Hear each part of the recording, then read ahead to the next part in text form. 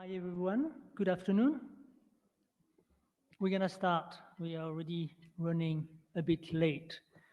So, hi everyone, my name is Chris Benet, and I'm gonna be sharing this first session on food system governance, on political economy, which should nicely build and complement the initial plenary session we had on the first day.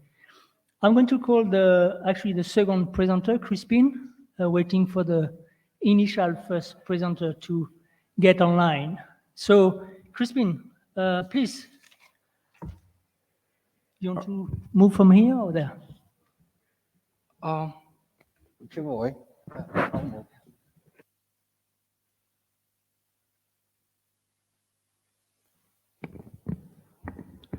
Yeah, thank you so much. So, do seed sources still matter? Analysis of influence of the existing seed systems on adoption of orange flesh sweet potato in central and northern Malawi. So, why seed systems? Why OFSP? So, we know the current state of food security and nutrition in the world. It's hunger, food insecurity, and malnutrition. And we can get this from the recent reports by the United Nations. However, we know that orange fresh sweet potato, which is a drought-tolerant crop, which is also a food security crop and is also a nutrient dense, has potential to address this global challenge. However, with this, we have also seen a rise in the state and non-state interventions promoting, sorry for that, promoting OFSP. However, given the uniqueness of the seed systems of orange fresh sweet potato, a number of studies have been conducted. However, one thing has been missed in assessing the seed security of farmers, and this is where the farmers do source their seeds or their vines, the planting materials. So this study intended to cover that gap. We did this study in a study area where the Sustainable Food Systems in Malawi program is conducting, it's implementing its project, and these are 5 districts, and out of these 5 districts, this study was conducted in 4. We used a mixed methods approach, and using multi-stage sampling technique, we had to randomly sample 721 households, and we also conducted focus group discussions, key informant interviews, and document reviews. Different from the other studies, we modeled adoption of FSP as a 3-stage process representing decisions that are potentially interdependent. So this is stage 1 awareness, and then proceeding to adoption, and then the land allocated to OFSP, which is intensity. And in the analytical model, we had to use a triple hurdle model, which is suitable for this. In terms of key findings, so the study found that out of the 721 households, 561 households were aware, representing 78%, and out of those that are aware, 291 adopted, representing 40%. And of course, on average, the smallholder farmers allocated land of 0.5 acres, representing 18% land share. Coming to the seed sources, we had formal and informal. However, friends and relatives had a positive influence in awareness, adoption, and of course, a negative influence on intensity. As well, local market had a negative influence both on awareness and intensity. So basically, the results are showing that seed sources do matter, and of course, we can't ignore the informal seed sources, because ignoring the informal seed sources will rather lend our interventions 1 step forward, 2 steps backwards. And of course, we also had some factors that influenced adoption. that is awareness, adoption, and the intensity of adoption. I'll take you back, and these included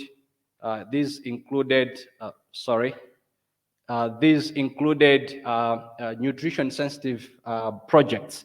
However, even though nutrition-sensitive projects had positive influence on awareness and adoption, they had a negative influence on intensity of adoption.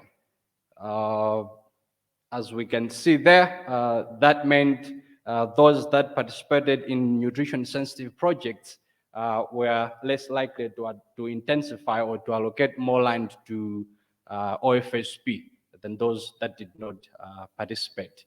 Otherwise, that's what I had for today. I think I've rushed it, but I'll be more comfortable to get your questions. Credit, I would like to acknowledge Sustainable Food Systems in Malawi project, which is FUDUMA, implemented by Lilongwe University of Agriculture and Natural Resources, and also Norwegian University of Life Sciences, and of course AERC and National Commission for Science and Technology. I also have my co-authors, Dr. Samson Kadengeza and Dr. Innocent Pangapanga. And of course, for the photo credits, a CIP, International Potato Center. I'll welcome more questions for more clarity. Thank you. Thank you, Crispin. I think we all recognize that Crispin will probably receive the gold medal for managing to do his presentation in less than 10 minutes, which means we have actually more time for question and clarification, which I'm sure some of you may have. And I'm going to invite Francis from WFP, who are going to talk about how and what evidence is used in fortification advocacy and policy decision making in India, Nigeria, and Ethiopia. Francis, the floor is yours. Thank you very much. It's lovely to be here this afternoon, so thank you, everybody. Whoops. I'm today presenting on how and what evidence is used in food fortification advocacy and policy from a project that we've been doing as part of a larger project called MIMI, the Modelling and Mapping Inadequate Micronutrient Intake Project at WFP, funded by Gates. I'm presenting on behalf of all of the co-authors you see there today. Advocacy and decisions for food fortification and programs and policy require evidence on a number of different areas. They require evidence on the magnitude and distribution of micronutrient deficiencies and malnutrition, the likelihood that current diets provide adequate micronutrient intake, the supply, availability, access to, and consumption of foods that are fortified or that could be fortified, and the safety and potential contribution and cost effectiveness of different types of micronutrient programs. Unfortunately, I think as most people in the room know, the time, cost, and complexity of getting these data means that these indicators are not regularly available in a lot of the countries that we work in. So we need to find alternatives at the same time as we're advocating for better funding and support and data collection in these countries.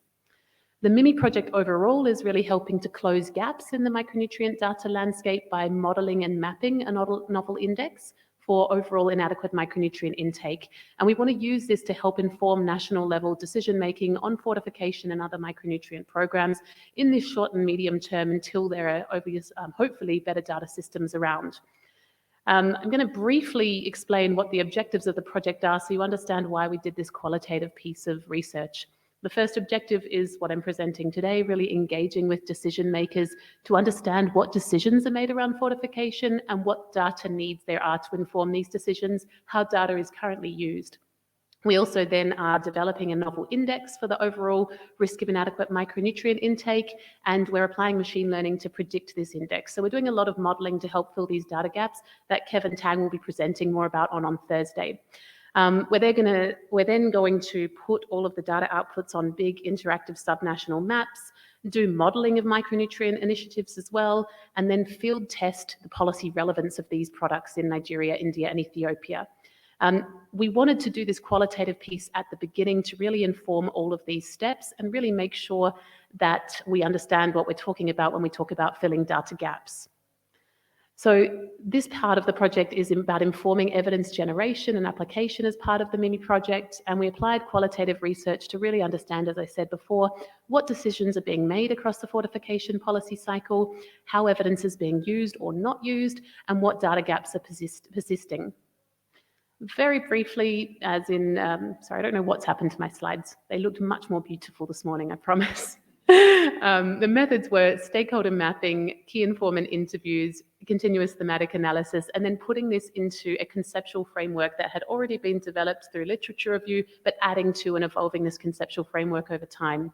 We're actually still in the data collection phase, so what I'm sharing today are preliminary results. We've finalized the data collection in India and Nigeria, and we're in process in Ethiopia. So I'm sorry you're getting half of the picture, but we're at least happy to share what we have so far. The preliminary findings, a very quick snapshot in what I can do in 10 minutes. We found that the definitions and prioritization of evidence needs were different depending on who we spoke to, what part of fortification they worked in, and where they were based.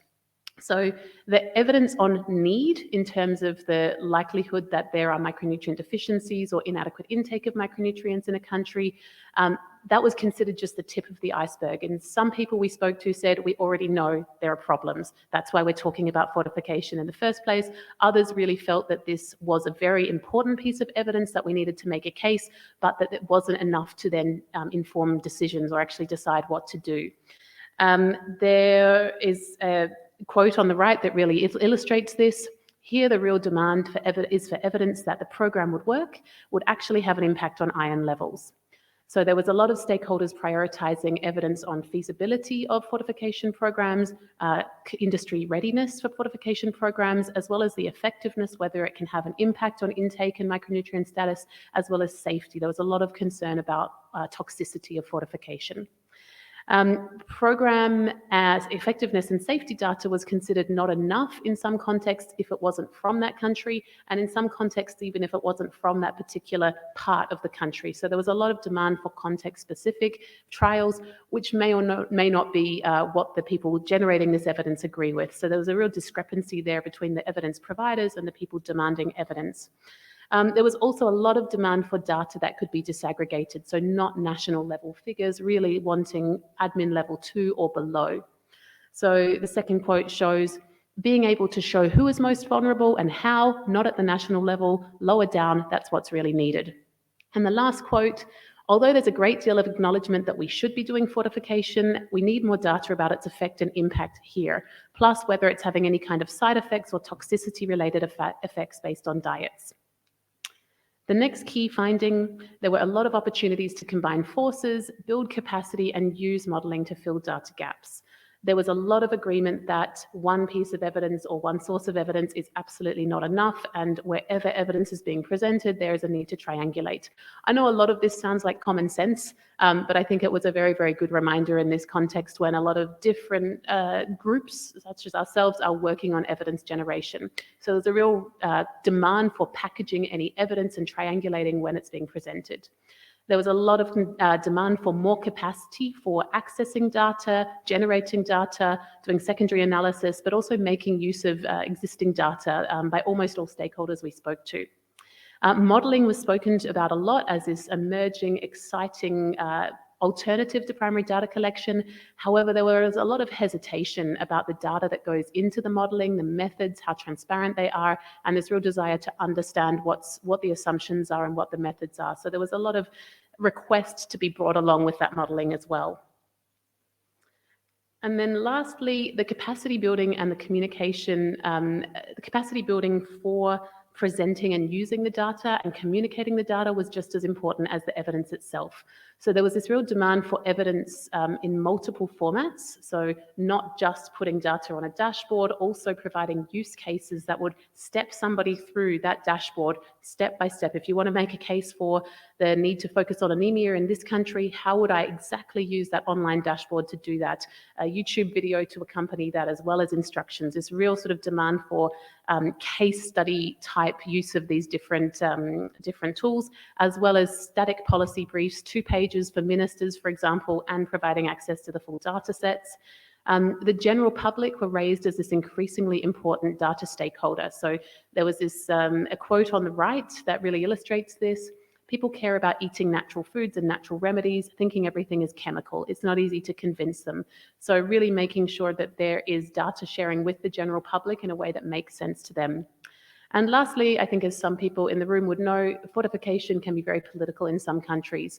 And that meant that the evidence used to make a case for fortification was also very political. And there was a lot of distrust of evidence generated by groups who were pro-fortification or implementing fortification programs. So that was illustrated by the last quote: "Rice is very political. Data about rice has to be dealt with through objective analysis."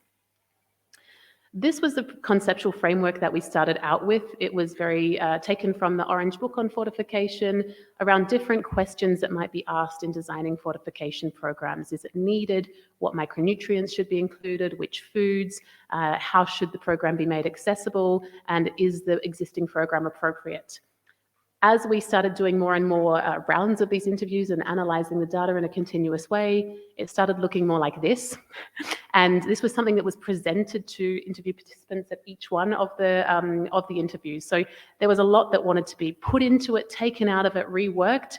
We've done a lot of reworking, and currently our version looks like this.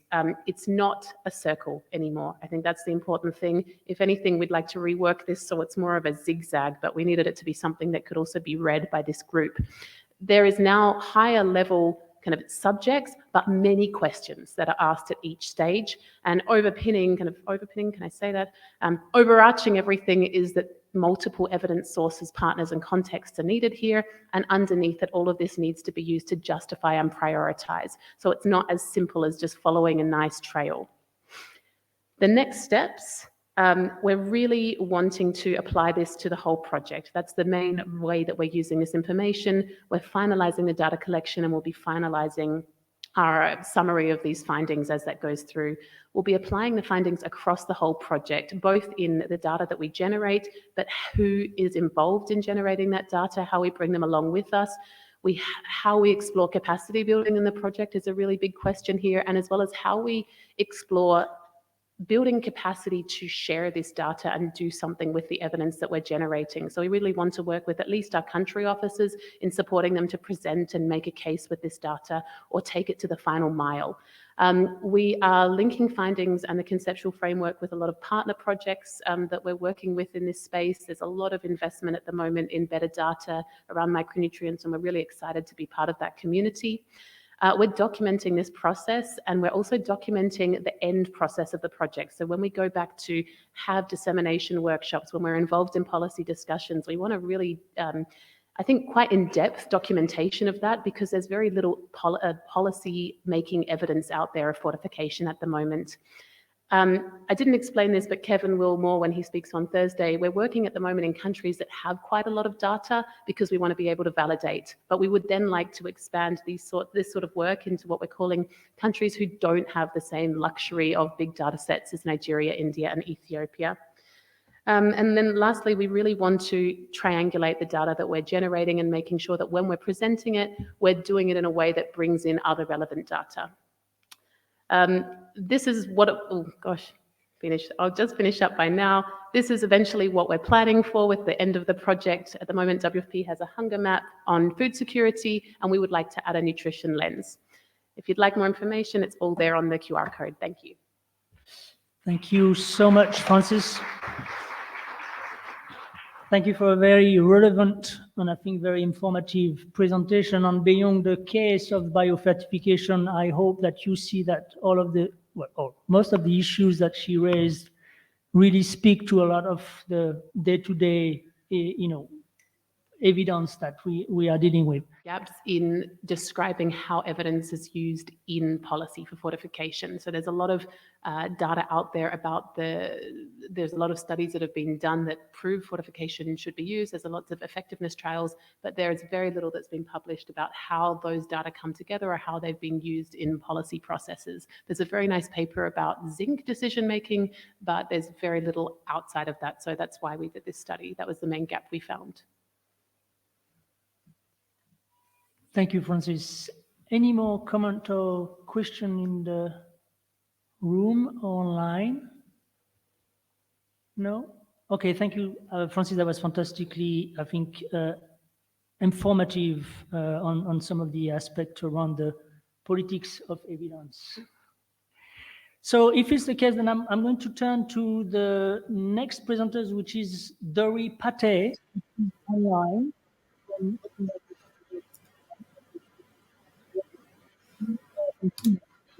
Who is going to talk about strengthening the translation of regional food system policies to national level in the case of the Pacific Island region. So, Dori, you're going to have 10 minutes to make your presentation, and then we'll take a couple of questions.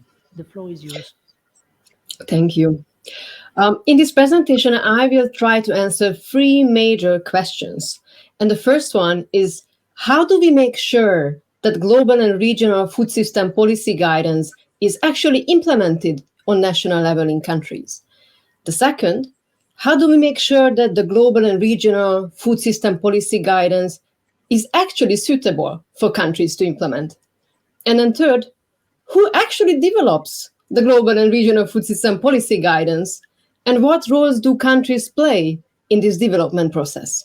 So I will focus on these questions, and I'm really glad that we can bring the attention to the Pacific Islands region, which is a magnificent place to work at.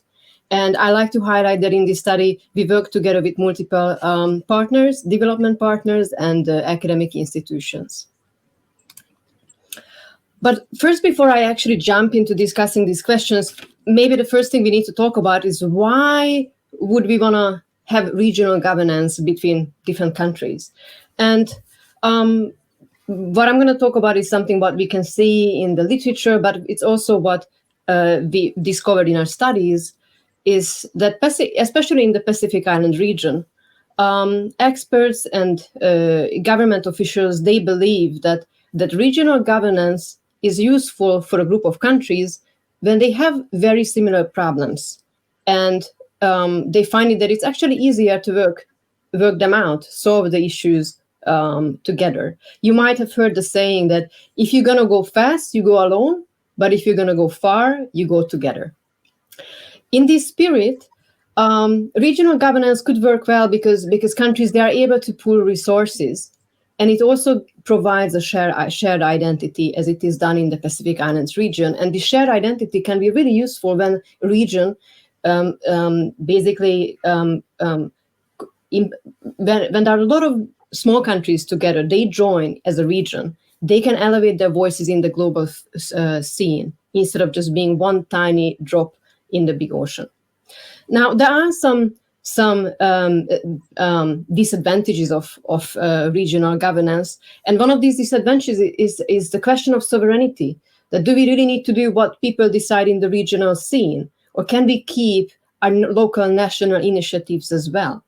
So when we talk about regional governance, we need to keep these two in mind, and we need to make sure that the governance processes which connect the regional and the national level, they take these issues into consideration. The Pacific Island region is a leader in regional governance, not just in food systems, but in other areas as well, because they did recognize the need to work together. And in this figure, you can see that there are multiple types of actors in this space. Most importantly, we can talk about the Pacific Island member states, who form a political forum where they discuss high-level political issues, and they make decisions on what kind of regional policy guidance they would like to develop. So in this political forum, the political decision is made, but these political decisions, they need to be filled up with technical details. And that's what happens in the blue areas in this figure. On one end, we have the UN agencies and the different development organization, development partners. And we should keep in mind that all Pacific Island states, they are actually contributing, they are paying basically a kind of membership fee to all of these development partners, so they support their work on the national level. And then on top of this, the Pacific region, they have their own regional organizations, such as the Pacific Community, or for example, in the space of fisheries, they have the Forum Fisheries Agencies, or the University of the South Pacific, and the South Pacific Regional Environment Program. Now, when it comes to food systems, what we need to see that these actors are doing a lot of different activities, and they are developing food system related policies. But these mechanisms or this communication is actually not integrated and not coherent. So what actually happens is that there are organizations and development partners who focus on agricultural policies, other focus in nutrition, other focus on fisheries. But often it's not integrated and not coordinated well. So Pacific Island countries, they already committed to strengthen their food systems, because they especially during the COVID-19 pandemic and now during the global food and energy crisis, it's obvious that there needs to be better social, environmental, and economic outcomes. And Pacific Island countries, they expressed this need towards the regional governance actors, and they asked for regional food system policy guidance. And as I mentioned, in some areas like environment, health, and fisheries, there are already regional policy guidance developed, but we see that these are not necessarily implemented on national level. So in this study, we try to understand why this is so. And let me jump into the results section already. What we find when we talked with experts in the Pacific region, that in an ideal case, when a policy is made or a governance function or a governance mechanism needs to function, there are different steps what needs to be completed. And so what we see in this figure, that we have two levels of governance.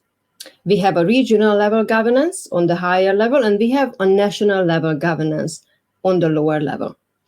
And we see that there is agenda setting, policy formulation or planning and decision making, implementation, and of course, the monitoring and evaluation part.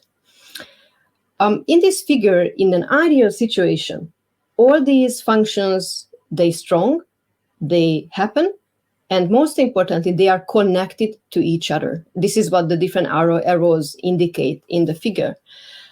Because if you imagine what happens if a policy is developed, but it actually does not follow the priorities. The priorities are decided in the agenda setting section. Or let's imagine that, yes, a policy is developed, but actually no one implements it for some reason. Or a policy is developed, but it does not follow the data or the evidence which should be picked up by monitoring and evaluation. So either way, what is important that you need all these functions that need to be connected. And what this presentation really is trying to highlight, that these functions, they need to connect between the regional and the national level as well. Now, what we see, however, that in the Pacific Island region, these functions are not connected as well as they could between the regional and national level, and even within levels there are issues. And this is what we found as one of the major reasons why regional policies, they don't get implemented as well as they could on the national level.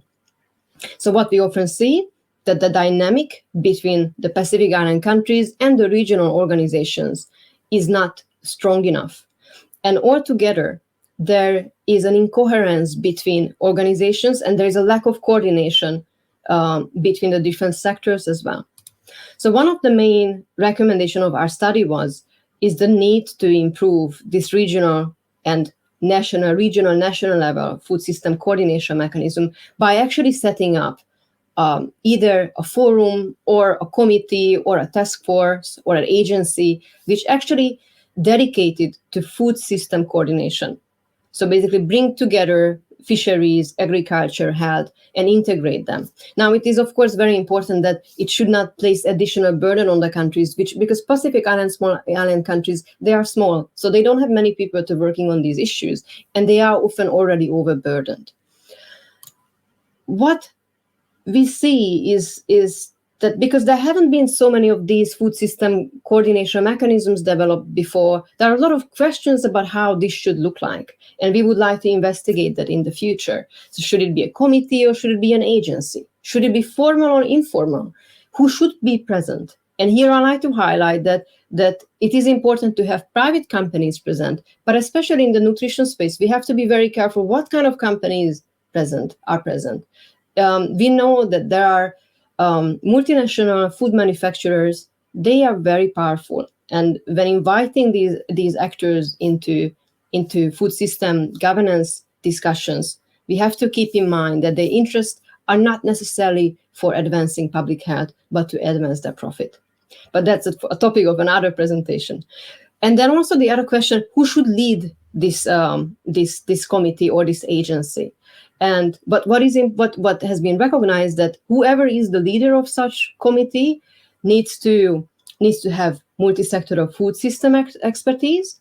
They need to have legitimacy, and they do need to have the necessary resources as well. Now, the last important point is that even though it is important to have this strengthened regional governance system, without having an appropriate national level multi-sectoral food system coordination, the countries won't be able to take advantage of the regional food system coordination. So this governance strengthening needs to happen both on national level and regional level at the same time. And for example, what we saw, that it actually works well when these agencies, they sit above the sectors, so doesn't belong under agriculture or under health, but it's, for example, right under the Prime Minister's office, because that gives the authority to the agencies or whoever is leading this initiative to actually break down food system silos. Thank you for the attention, and I'm looking forward to hear if there are any questions. Thank you, Dori, for first staying time and for a very clear presentation. In sake of time, we're going to turn to the next presenter, which is also online. This is Kathleen. Kathleen will talk about the impact of endogenous and exogenous factors on the farmers willing to pay for those biofortified beans seed, and that's coming from Zimbabwe. Kathleen, if you are online, the floor is yours. Hi, great. Thanks so much. Slides are being shared on my behalf, so thank you for Aman for that. So the title of the presentation has changed ever so slightly. Farmer willingness to pay for biofortified bean seed, a field experiment in rural Zimbabwe that was conducted this past fall. This is part of my dissertation work. It's collaborative with my professors at Michigan State University, where I'm studying, Maiwish Moretti and David Ortega, as well as Byron Reyes from CIAT. Next slide, please. So this motivation is not needed for the audience, but for sake of completeness, it's here. So we all know that high rates of zinc and iron deficiency exist in Zimbabwe. Around 1 in 2 individuals are at risk for inadequate zinc intake in the country. Around 72% of children under 5 and 61% of women of childbearing age are iron deficient.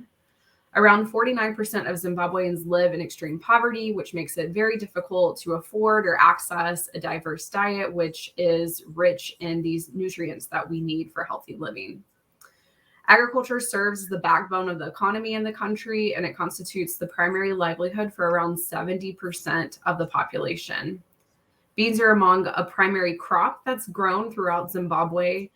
Beans serve as a key source of nutrition, income, as well as food security.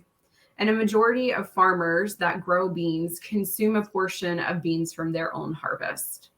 Therefore, the consumption of iron and zinc-enriched biofortified beans by farm households are one potential avenue for increasing zinc and iron intake in the country. Next slide, please.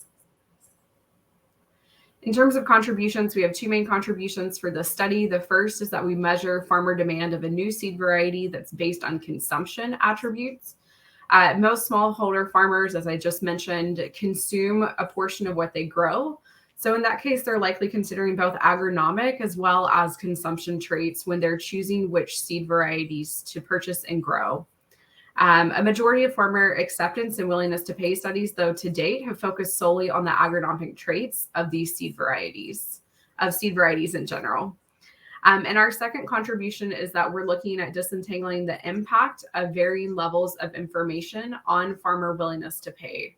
So we know from the literature, as many of you probably also do too, that information shared can play a role in influencing willingness to pay.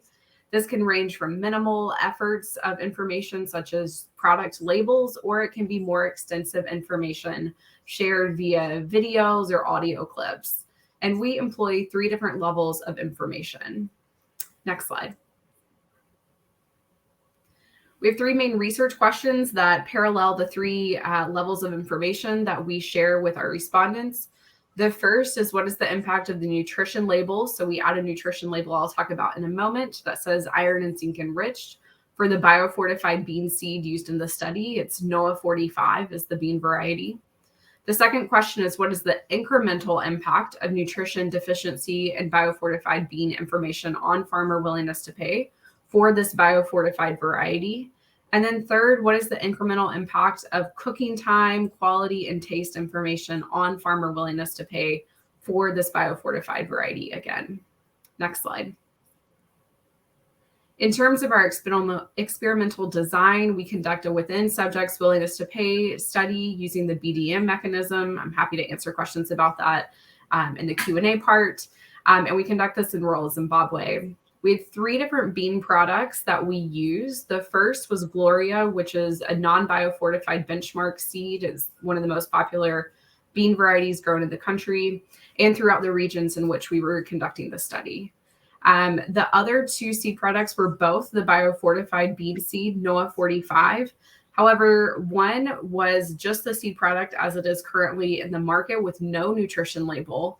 But then we also included a NOAA 45 seed pack that had an additional label that said iron and zinc enriched. We conducted 3 rounds of information. The first was just what the farmers observed on the seed packs themselves, and we standardized them. I'll show a picture in a moment.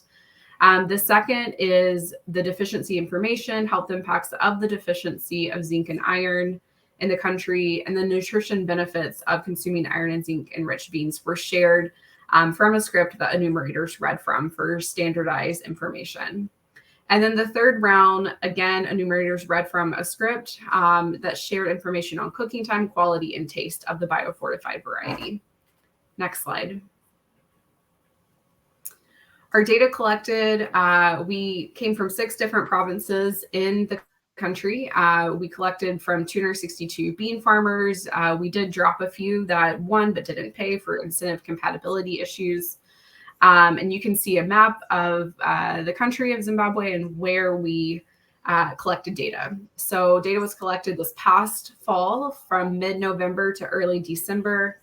And the picture you'll see there on the slide shows the 3 bean seed packs. So the ones on either side, the darker purple mottled, are the NOAA 45 bean, and in the middle is the Gloria, our benchmark bean. I don't know how big the slides are in the room, but if you can look really closely on the far right-hand bean seed pack, it'll say underneath the name of NOAA 45, iron and zinc enriched. Next slide, please.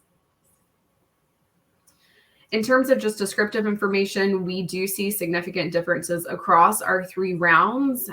In general, for our NOAA 45 beans, we do not see any differences for Gloria, which isn't surprising, but we do see significant difference both from parametric and non-parametric tests for NOAA 45 with no nutrition label. So again, that's how it's currently at the market, and then with the nutrition label.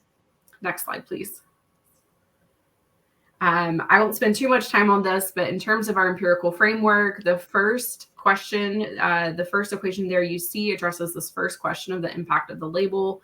Our dependent variable there is the willingness to pay bid for farmer I for bean seed type J in round 1, and we're just looking at round 1. Our independent variables there are bean seed type, and we're controlling for farmer variables, farmer control variables. The second is looking at multiple rounds. So in this case, we're adding in a round variable that's Rn, and then we're interacting it with the seed products. And we're looking here just at round 1 and 2 because we're looking at the incremental impact of willingness to pay for sharing that nutrition deficiency and biofortified bean information. Next slide, please. And then finally, this number 3 is very similar to what I just showed you in number 2. It just switches out the rounds. So now we're looking at just round 2 and 3 to measure the incremental impact of sharing the cooking time, quality, and taste information. Next slide, please. Our key takeaway for our research question 1, which was the impact of the label. The key is that there is in fact a label premium of 77 cents. You'll see highlighted in the green box for NOAA 45 with that iron and zinc enriched label over the biofortified variety that has no label. Next slide. In terms of the incremental impact of nutrition information, I know there's a lot going on the screen, so just turn your attention to the right-hand side for key takeaways. We see a marginal willingness to pay for round 2 on average, resulting in a premium of 60 cents for the bean varieties. If we dissect that for the different varieties, we see round 2 interacted with NOAA 45 with the label, results in a premium of $1.03. And then just for post-estimation coefficient test, we do in fact confirm that there are significant differences between round 1 and 2 for NOAA 45 with the label. Next slide, please. And then our final results here, again, look at our research question 2, the incremental impact of sharing that consumption information. Sorry, on my PowerPoint slide, things look a little bit different. So I know there's some words cut off here on the slide you're viewing. But the key takeaways here are that round 3 results in around a 40 cent, premium across all the varieties. And then if we look specifically at NOAA 45 with the label, that's kind of in the middle part of your screen, we see it results in a 56 cent premium. NOAA 45 with no label in round 3 results in a 41 cent premium. So those are the overall results for that research question. Next slide, please. In terms of our conclusions, the question of is there a label impact, the resounding answer is yes. 77 cent premium. This probably isn't shocking to anyone, but it's good information to have. And so our suggestion is for seed companies, they can label these products for one, to obtain a higher price on their end, but also the key point is communication of this credence good. So iron and zinc are both invisible traits when bred into the seed. So if there's no sort of information on the seed packs or with the seed packs, farmers have no idea that these varieties are enriched with iron and zinc. And then looking at our second and third, sorry, there's a typo there, questions, what is the incremental impact of information for both nutrition, but then also consumption information? We see that it is significant and positive in both cases, ranging from 42% premium to $1.03 premium, depending on the round and the variety. So therefore, our suggestion is for agri-dealers, they could increase demand by farmers and their income by communicating this additional information with biofortified bean seed packs. So potentially that's through signage that they put near the biofortified seed packs, or they think about extra labeling. Next slide, please. And this is everything on my end. Thank you so much. I look forward to your questions.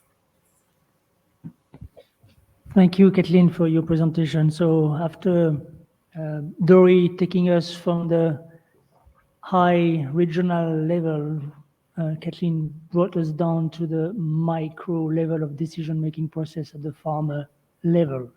And I think I would propose to move to the last presenters, who will be Tunsume, who will talk about the social accountability process for a particular program to help realizing the right to adequate food, and she will draw on experience from Malawi.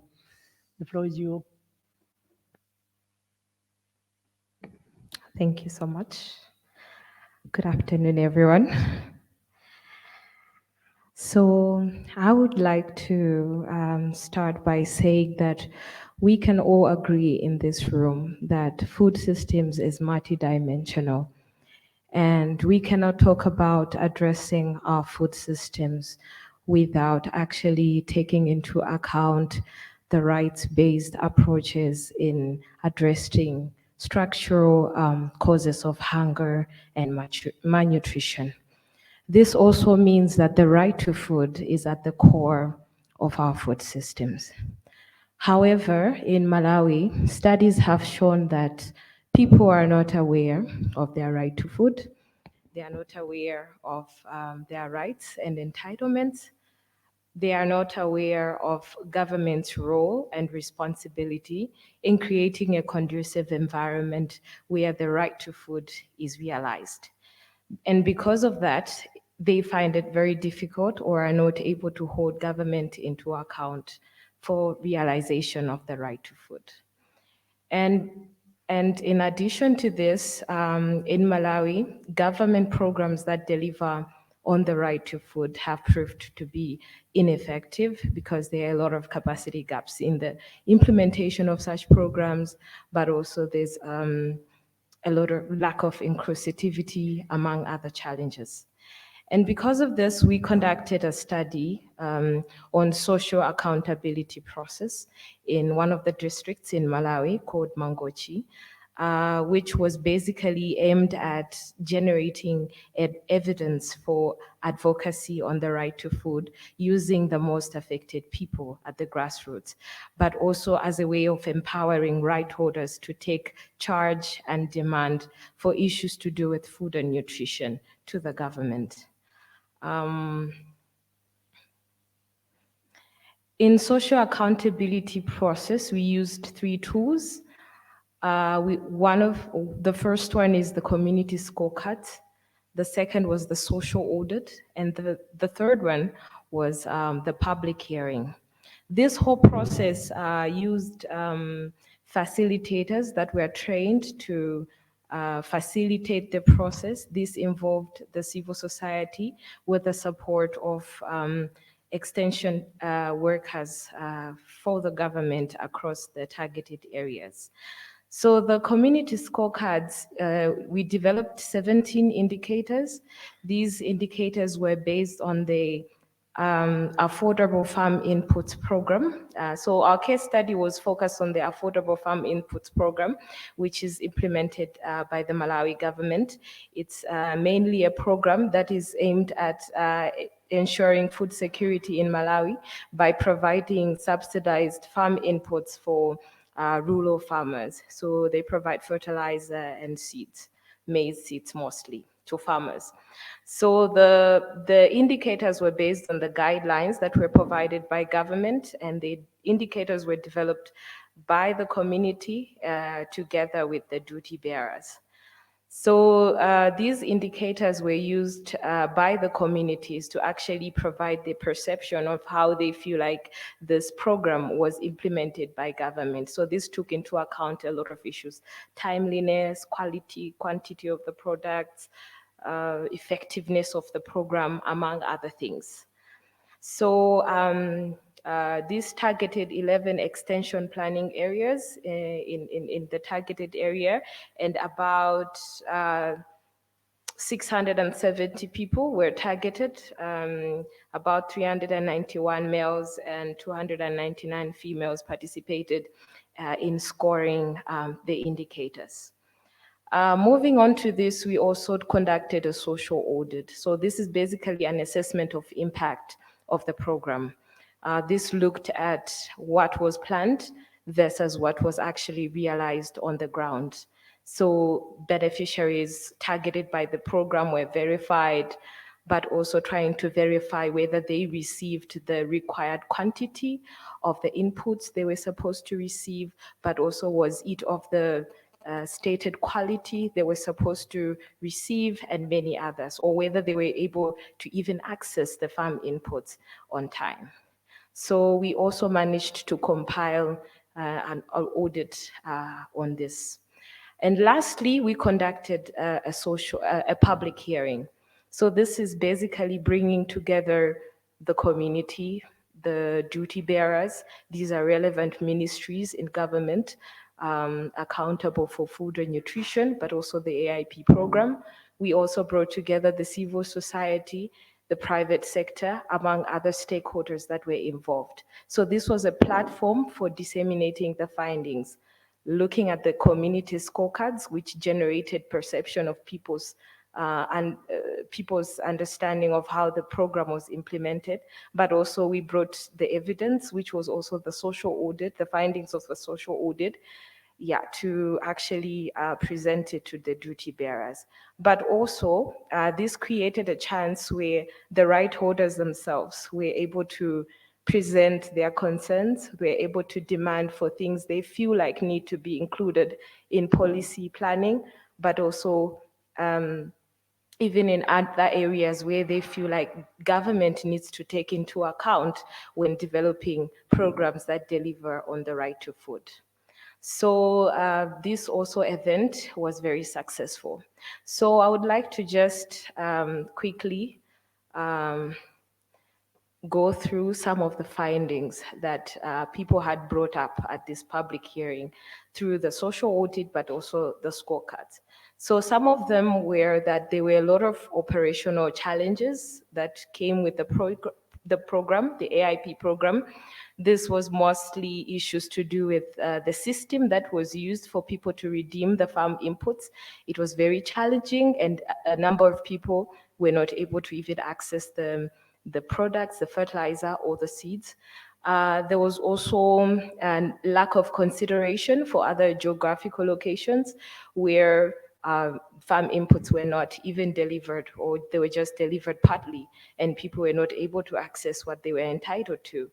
And there was also a lack of timeliness, where some farmers were able to receive the inputs after the recommended time for applying maybe fertilizer. So which means they could not even use the inputs once they received, which did not really serve the purpose of the program.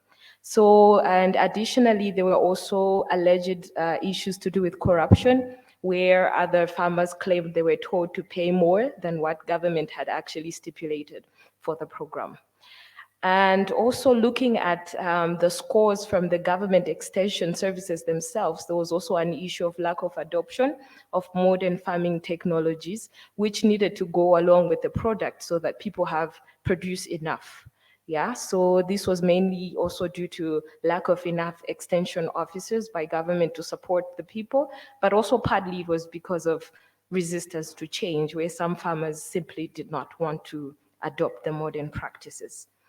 And also there was no functional complaints and response mechanism where people can actually lodge complaints to government in terms of challenges they were facing during the implementation of the program. So in brief, these were some of the findings of the study. In conclusion, I would say that as I mentioned earlier, one of our objectives was to make sure that people are empowered to take charge and to demand for what they would like to government in addressing issues to do with food and nutrition. And we saw this through the program, where for the first time ever, people were able to interact with the Ministry of Agriculture, the Nutrition Department, and to be able to dialogue on issues that were facing their community, which was something that they never had before, or which was a platform that they never had access to before the program. But also we saw that people were actively participating in decision-making process, where they were able to actively make recommendations to government to how they feel like the project should be designed, how they feel like AIP program should be able to respond to some of the challenges they are facing as farmers, but as also producers in their communities.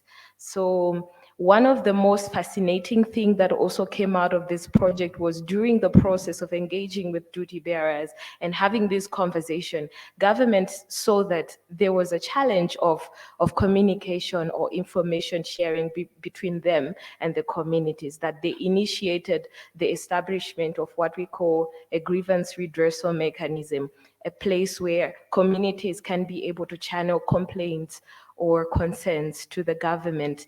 And this goes beyond the AIP program, but also other government programs that deliver on food, nutrition, and health, and many others. So this has been piloted in Mangochi district, which is something that the government is also willing to scale it up to even other districts in the country.